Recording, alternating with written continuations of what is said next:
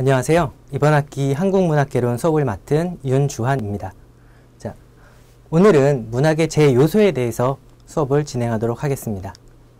자, 오늘의 학습 주제를 보시면 첫 번째 문학의 정의, 두 번째 문학의 특성입니다. 자, 문학의 정의를 먼저 보겠습니다. 자, 여러분들 문학을 생각해 보시면, 자, 문학이 어떤 것이다. 굉장히 어렵고 전문가들만 하는 것이다. 이렇게 생각하시는 분들이 굉장히 많이 있을 겁니다. 실제로 저도 그렇게 생각을 했었습니다. 자, 그렇지만 서양에서 초기 학자들의 글을 보면, 자, 문학이란 글로 쓰여진 모든 것이다 라는 표현이 있습니다. 그만큼 문학의 범위가 넓다 라는 의미도 있겠지만 문학이란 어렵지 않은 것이다 라고 해석을 할 수도 있을 것 같습니다. 자, 그럼 한국에서는 문학의 개념을 어떻게 정의했는지 한번 보겠습니다. 자, 이정숙의 1986을 보시면 말이나 글로 된 예술로서 중요합니다. 말이나 글. 자, 말과 글이 없으면 문학이 아닙니다. 굉장히 당연한 이야기죠. 자, 그렇지만 말과 글만 있다고 해서 다 문학이냐? 그것은 아닙니다. 자, 다음 부분을 보시면 사람의 정서와 사상과 삶의 모습을 구체적으로 보여줘야 합니다. 말과 글을 가지고 그 사람들이 사는 삶의 모습, 정서, 감정 등을 담아내야 문학이다. 이렇게 볼 수 있을 것 같습니다. 자, 조동일 1982의 개념을 한번 다시 보겠습니다. 자, 이 조동일 선생님의 이론을 보시면, 자, 문학이 굉장히 어렵습니다. 형상과 인식의 복합체다. 이게 무슨 말일까요? 굉장히 어렵죠? 자, 그렇지만 실제로 하나씩 파악을 해보면 문학이 어떤 것인지 금방 알 수 있을 것 같습니다. 자, 형상, 모습을 갖춘 것. 자, 인식은 무엇을 안다라는 것. 자, 모습을 갖춘 것, 모습을 드러내 보인 것을 보고 어떤 것을 알고 어떤 것을 깨달아야 그것이 문학이다. 쉽죠? 자, 문학 작품을 보고, 문학이라고 하기 좀 그렇지만 어떤 글이 있다. 이 글을 보고 내가 무언가를 깨닫고 무언가를 알았다면 그것이 문학이다 라고 볼 수 있을 것 같습니다. 이것을 좀 더 좀 쉽게 표현을 해서, 자, 현실을 떠나면서 현실로 되돌아오고 떠나는 즐거움과 발견하는 보람을 함께 경험하게 하는 것이 문학이다. 자, 보통 문학 작품을 읽다 보면 현실에서 우리가 생활하고 있지만 문학 작품을 읽으면서 새로운 세상으로 떠나는 그런 여행과 같은 느낌을 받을 때가 있습니다. 그런 표현이죠. 그렇지만 그 여행은 결국 현실로 되돌아온다. 문학은 어느 정도 현실을 반영하고 있기 때문이라고 볼 수 있습니다. 자, 그리고 이 여행은 마찬가지로 가게 되면 굉장히 즐겁죠. 물론 아닌 사람도 있겠죠. 그렇지만 대부분 여행은 즐거운 것입니다. 그래서 이 떠나는 즐거움, 그리고 이 여행을 떠나면서 무언가를 새로 발견하는 그런 보람을 함께 경험하는 것이다. 이렇게 표현을 했습니다. 자, 이 문학의 제 요소를 살펴보면, 자, 문학이 있습니다. 그리고 이 문학을 둘러싼 여러 가지 요소들이 있겠죠. 자, 이것이 어떤 것들인지 먼저 살펴보겠습니다. 첫 번째가 작가입니다. 문학 작품을 쓴 사람이죠. 굉장히 쉬운 말입니다. 자, 그렇지만 예전에는 이 대부분의 작품들에서 작가의 이름을 밝히지를 않았습니다. 자, 왜 그런지도 모르죠. 이 사람들은 자기 이름을 안 쓰는 것이 너무 당연하다라고 생각했을지도 모르고 본인의 문집 안에 들어가 있기 때문에 따로 이름을 밝히지 않았을 수도 있습니다. 그렇지만 대부분 이름이 없습니다. 그리고 작품에 이 개인의 서명, 이 작품을 누가 썼다, 내가 썼다, 이렇게 설명이 들어가기 시작한 것이 17세기 이후입니다. 그러니까 시민의식이 좀 발전하고 이건 내 거, 그리고 개인주의가 형성돼가는 그런 과정에서 이 서명이 들어가기 시작을 했습니다. 자, 그렇지만 이 저자가 분명하게 전하지 않는 작품들도 굉장히 많습니다. 17세기 이후에 나온 작품들도, 평민들의 작품들을 보면 작가가 누구인지, 작자가 누구인지 밝히지 못하는, 밝히지 않고 있어서 현재까지도 모르는 그런 작품들이 굉장히 많이 있습니다. 그리고 저자 서명이 있지만 이게 정말 이 사람이 쓴 것이냐, 여기에 대한 논란도 아직까지 명확하게 밝혀진 부분이 없습니다. 네. 그러니까 예를 들자면 이 박지원의 호질이라는 작품을 보면 대부분 열하일기 안에 들어가 있기 때문에 연한 박지원의 소설이다 라고 보기도 하지만 일부 학자들의 경우는 이거는 박지원의 작품이 아니다 이렇게 주장하는 학자들도 있습니다. 명확하게 밝혀내기 좀 어려운 부분이죠. 자, 그리고 이 작가와 작품과의 관계를 보면 작가는 이 작품 안에 자신의 생각을 반영하게 되어 있습니다. 자, 자신이 어떤 의도하는 내용들, 의도하는 이 작품을 읽고 독자들이 어떻게 했으면 좋겠다라는 내용들이 이 작품 안에 녹아서 같이 들어가게 됩니다. 자, 두 번째가 독자입니다. 자, 문학 작품을 읽고 그것에 반응하는 사람, 그것에 대해서 반응하는 사람이 독자죠. 문학 작품, 책을 읽는 여러분들이 모두 다 독자가 됩니다. 자, 그렇지만 이 독자는 수동적인 사람이냐? 아니죠. 자, 작가는 어떤 목적 의식을 가지고 작품을 씁니다. 그렇지만 독자가 그것 그대로 받아들이느냐? 그것은 아닙니다. 개개인마다, 독자들마다 똑같은 작품을 놓고도 여러 가지 의미로 해석을 하기 때문입니다. 자, 독자는 단순히 수용자가 아닌 작품의 미적 가치를 창조하는 과정에 능동적으로 참여함으로써 문학 작품의 재생산에 기여하는 존재다. 자, 여기 보면 나오시죠? 단순한 수용자, 수동적인 자세를 가지고 책을 읽는 것이 아니다. 자, 능동적으로 참여함으로써 문학 작품의 재생산에 기여한다. 이 문학 작품을 읽고 어떤 태도의 변화, 감정의 변화, 의식의 변화가 일어나기 때문에 자, 능동적으로 참여하는 존재다.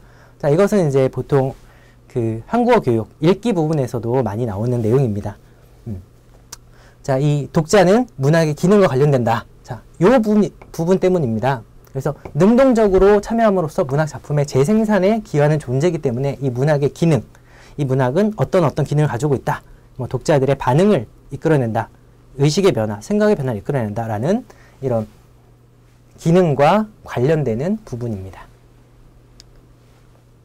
자, 다음은 세계입니다. 그래서 이 문학 작품 안에 등장하는 배경이라고 볼 수 있습니다.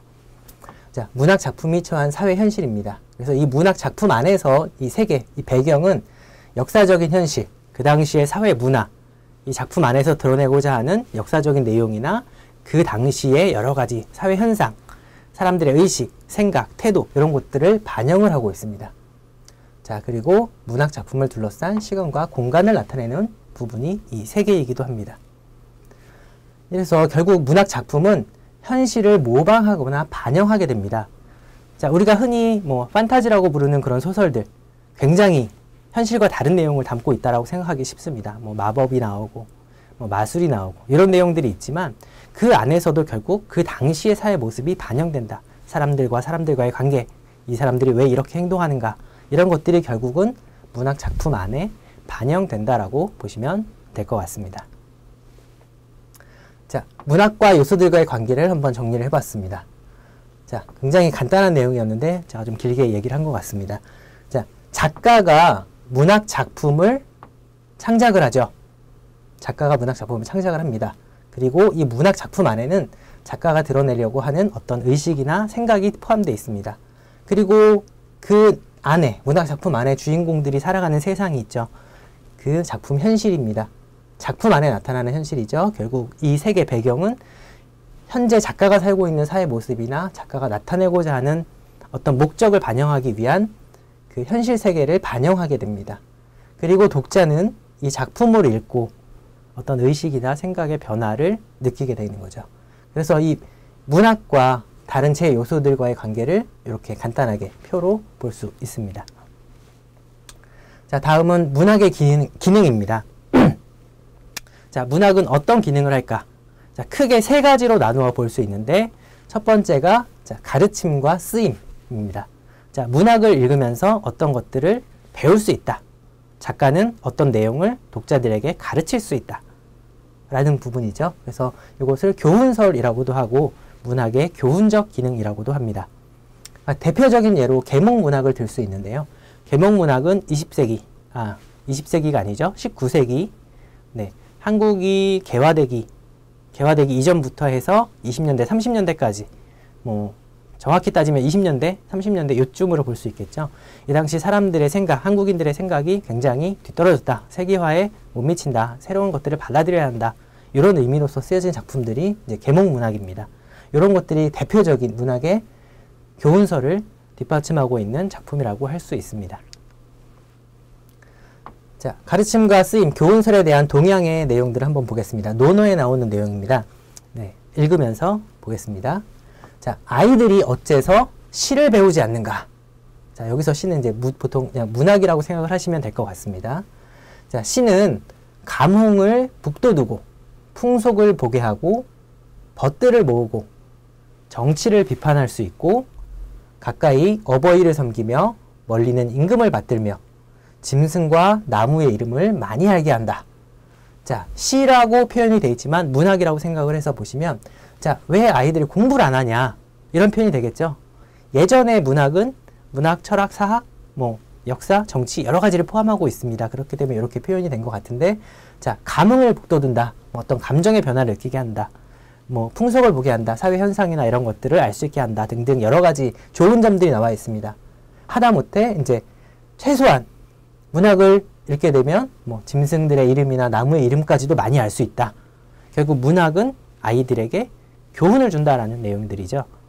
동양에서는 이렇게 논어에서 교훈설에 대한 설명을 하고 있습니다. 자, 그럼 서양은 어떨까요? 자, 로마의 서사 시인인 루크레티우스의 문학 당위설의 일부분을 가지고 왔습니다. 이름이 굉장히 어렵죠? 자, 내용을 읽어보겠습니다. 자, 의사가 어린 애들에게 쑥탕을 먹이려 할 때는 그릇의 거중면에다 달콤한 꿀을 취한다. 자, 쑥탕이라고 표현되어 있지만 뭐 약이죠. 몸에 좋은 약은 뭐 쓰다니까 쓴 것이라고 표현을 할 수도 있을 것 같습니다. 자, 이렇게 몸에는 좋지만 쓴 것을 먹이려 할 때 그릇의 거주, 입을 대는 부분이라고 생각을 하시면 될 거고요. 이 부분에 달콤한 꿀을 칠합니다. 자, 그러면 철없는 아이는 입술에 속아서 쓰디쓴 약을 마신다. 그릇 부분이 굉장히 달콤하니까 그 맛 때문에 이 약을, 쓴 약을 먹게 됩니다.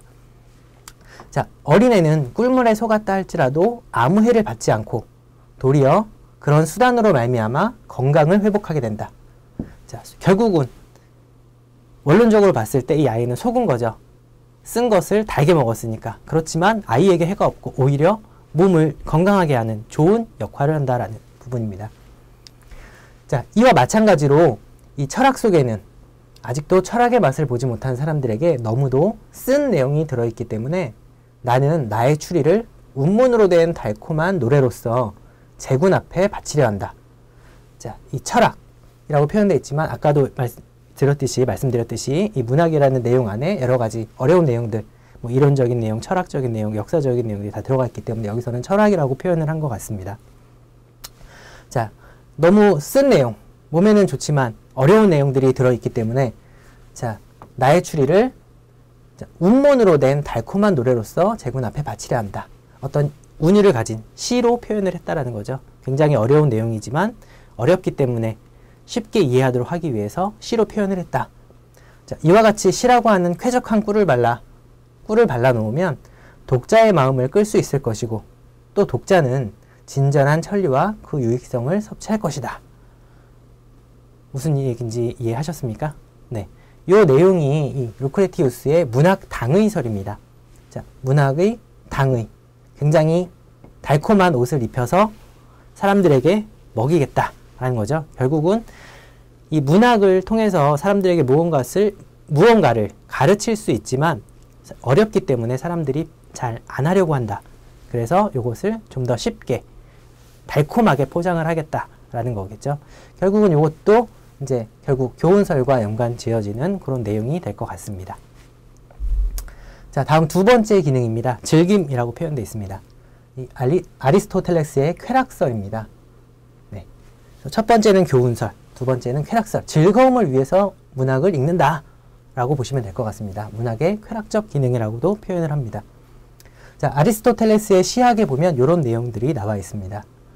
모방된 것에 대하여 모든 인간이 희열을 느낀다는 것도 인간의 본성에 속한다. 자, 모방된 것. 문학 작품을 말하고 있습니다. 그러니까 이 당시에 아리스토텔레스는 이 문학이란 현실을 모방한 것, 반영한 것이다 라고 표현했기 때문에 이렇게 모방된 것이라고 표현을 했습니다. 자, 이렇게 문학에 대해서 인간이 희열을 느낀다는 것은 인간의 본성에 속한다. 자, 인간이 모방된 것에 대하여 희열을 느낀다는 사실은 경험적 사실에 의해서 증명된다.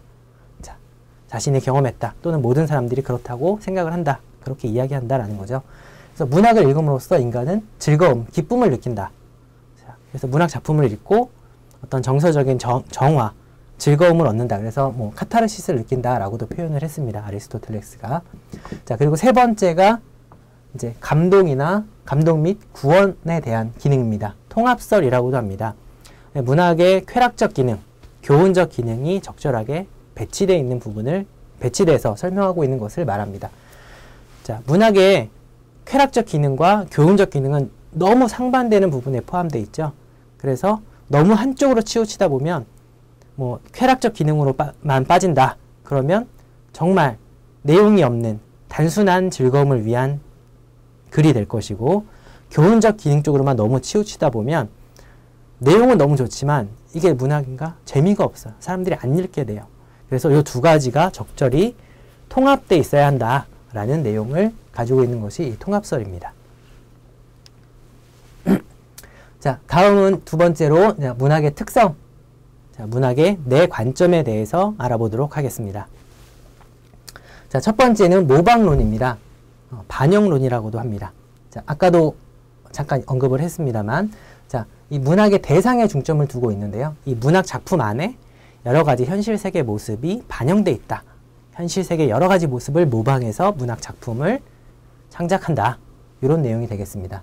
그래서 문학은 현실을 작가의 주관에 의해서 재현한 것이다. 그래서 미메시스라고도 표현하는데요. 뭐 재현, 모방이라고 생각하시면 될 것 같습니다. 그래서 현실 사회에 일어나고 있는 여러 가지 상황들을 결국 작가가 자신의 생각에 의해서 재창작한 것이다.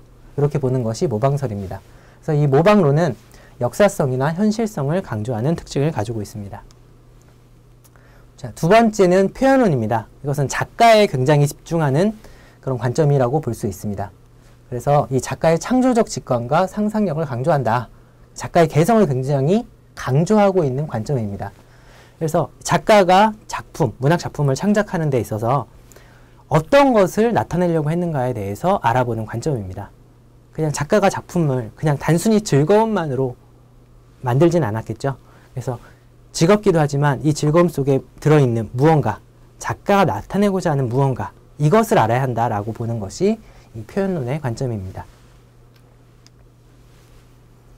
자, 세 번째가 존재론 또는 절대론이라고도 합니다. 자, 문학 작품 그 자체만의 독립성, 가치 중립성, 자율성을 강조하는 관점입니다.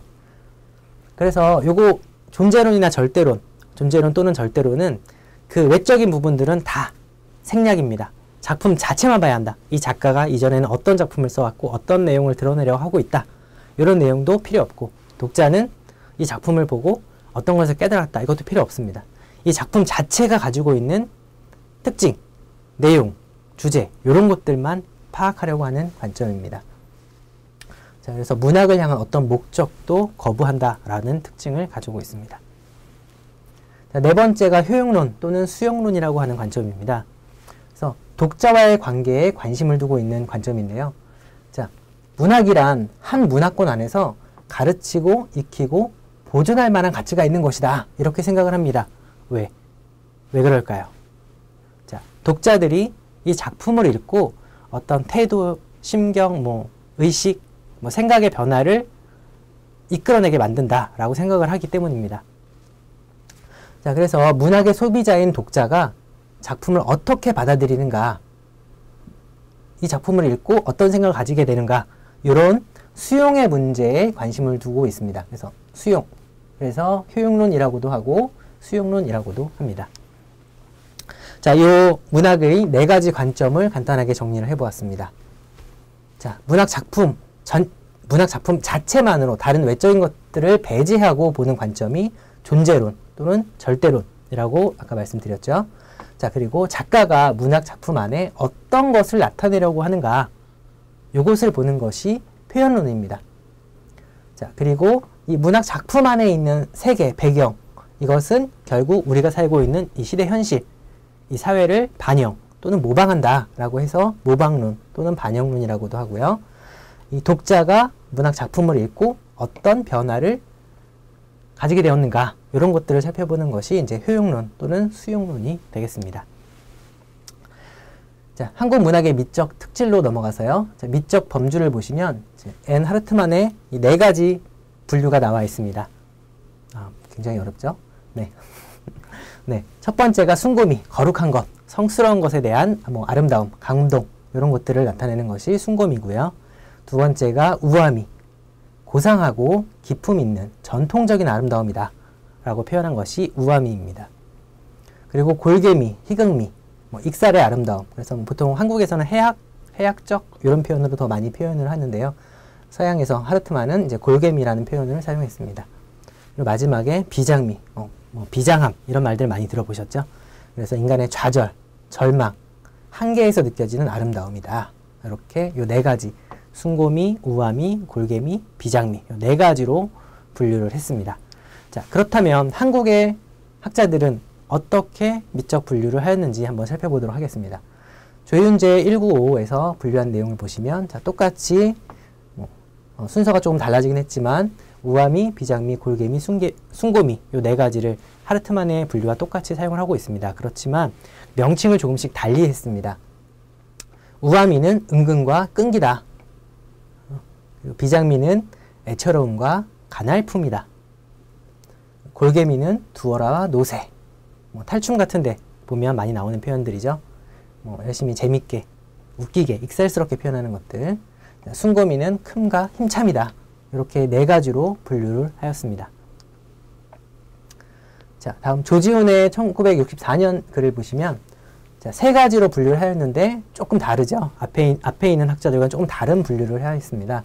그래서 우아미, 비장미, 관조 세 가지로 분류하였는데 자, 우아미는 조화와 일치, 화려함과 웃긴 것들, 골개미, 그리고 비장미는 모순과 갈등, 퇴폐적인 아름다움, 퇴폐미와 투쟁적인 투쟁미, 네, 그리고 관조, 객관적인 자세를 유지하면서 어떤 사물을 바라보는 것들을 관조라고 표현하죠. 관조미라고 표현하기도 합니다. 자, 다음 학자인 신동욱 1972에서 보시면 자, 순곰이와 골개미, 감상미로 분류를 하였습니다. 순곰이와 골개미는 빠지지 않는 것 같네요. 네, 여기에서는 이제 감상미가 포함이 되어 있는데요. 여기에서 보시면 애상적, 그 소설 배따라기를 보신 분들은 잘 아시겠지만 이 배따라기에 드러난 애상적인 자연 풍경을 감상미라고 표현을 하고 있습니다.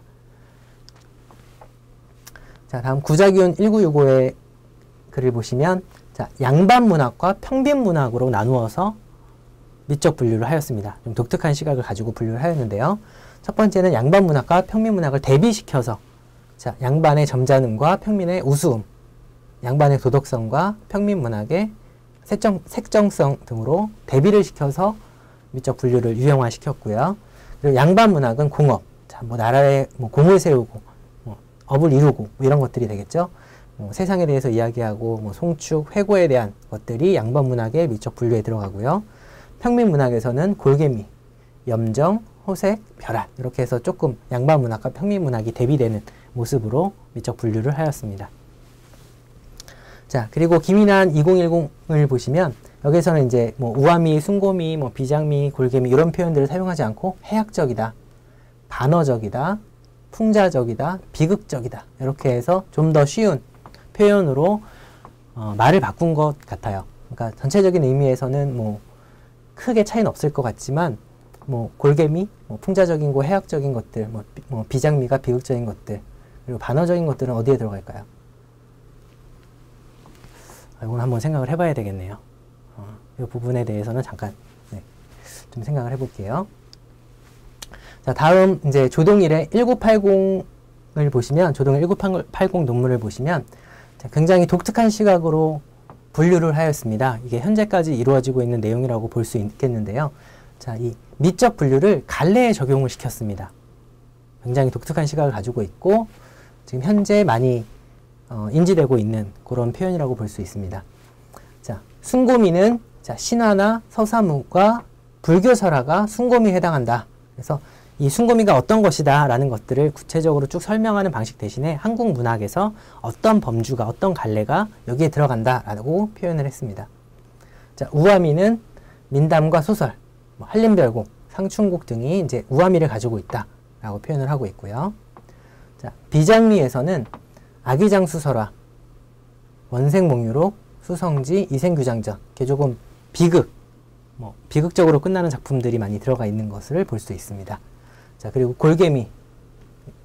골개미에서는 조선 후기의 탈춤, 굉장히 해학적인 익살스러운 표현들이 들어가 있죠. 인형극이나 판소리, 그리고 연한 박지원의 소설, 이렇게 좀 반어적이고 양반에 대해 비판하는 내용들 들어가 있는데 이런 것들을 재밌게 표현했다고 해서 골개미 안에 포함시킨 것을 알 수 있습니다. 네, 죄송합니다. 네, 이렇게 해서 이번 시간이 모두 끝났습니다. 이번 시간에는 굉장히 짧은 시간 안에 많은 내용을 배웠는데요. 먼저 문학이란 무엇인가, 문학의 정의에 대해서 간단히 설명을 드렸고요. 그 다음에 문학의 제-요소, 독자와 작자, 작품 세계, 작품의 배경 이런 것들에 대해서 간단히 설명을 드렸습니다. 그리고 문학의 4가지 관점에 대해서도 간단하게 설명을 드렸고 미적 범주에 대한 설명도 간단히 설명을 드렸습니다. 네, 이번 시간 수고하셨습니다. 공부 열심히 하시기 바랍니다.